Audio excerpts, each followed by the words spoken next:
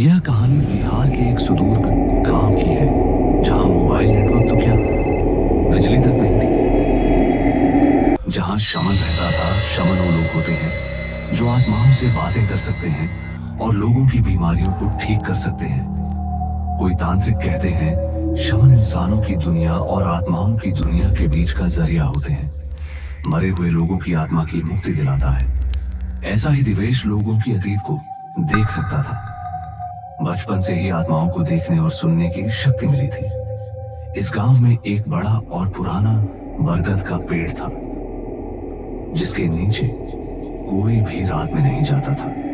गांव वाले कहते थे जो भी उस बरगद के पेड़ के पास गया वो या तो पागल हो गया या फिर लौटा ही नहीं। एक रात गांव की एक लड़की माया अचानक गायब हो गई। अगली सुबह वह बरगद के पेड़ के नीचे बेहोश मिली। उसकी आंखें खुली थी, लेकिन उसकी सांसें चल रही थी। बस एक ही शब्द बार बार बुदबुदा रही थी, छाया छाया। गांव वाले डर गए। उन्होंने तुरंत दिवेश को बुलाया।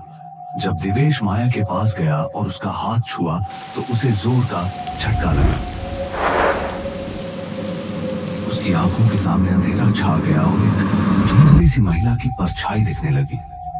चेहरा जला हुआ और आंखें बिल्कुल लाल सफेद हो गया था। वह आत्मा बोली, मैं छाया हूं और मैं यहां से कहीं नहीं जाऊंगी जब तक मेरी मौत का बदला नहीं पूरा होता। दिवेश ने एक प्राचीन तांत्रिक विधि का प्रयोग कर माया की आत्मा को उसकी यादों में ले जाकर देखा कि 11 साल पहले इसी गांव में छाया नाम की एक औरत थी, जिसे डायन कहकर गांव वालों ने बरगद के पेड़ से बांधकर जिंदा जला दिया था। छाया निर्दोष थी।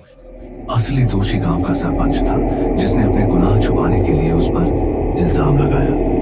मरने से पहले छाया ने शपथ ली थी, जिसने मेरे जलते हुए शरीर को देखा था मैं सबको मारूंगी। और अब एक एक करके उस रात के गवाह मरने लगे थे और माया उस सरपंच की पोती थी। दिवेश ने बरगद के पेड़ के नीचे एक पुरानी मिट्टी की हांडी निकाली, जिसमें छाया की राख और उसकी टूटी चूड़ियां थी। दिवेश ने आत्मा से वादा किया, तुझे न्याय मिलेगा, लेकिन माया को छोड़ दे। दिवेश ने गांव वालों को इकट्ठा किया और सबके सामने सरपंच की सच्चाई उजागर की। जब सरपंच ने अपना गुनाह कबूल किया, उसी वक्त बरगद का पेड़ जलने लगा। छाया की आत्मा पेड़ के तने से निकली और बोली, अब मुझे शांति मिल गई।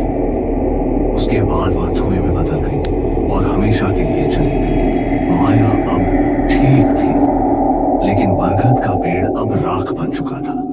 गांव वालों ने वहां एक मंदिर बनवाया, शांति की देवी छाया के नाम पर। लेकिन दिवेश जानता था आत्माओं की दुनिया कभी पूरी तरह शांत नहीं होती। अगर आपको ऐसी डरावनी और रहस्यमयी कहानियां पसंद हैं, तो अनटोल्ड 24 चैनल को सब्सक्राइब करना न भूलें।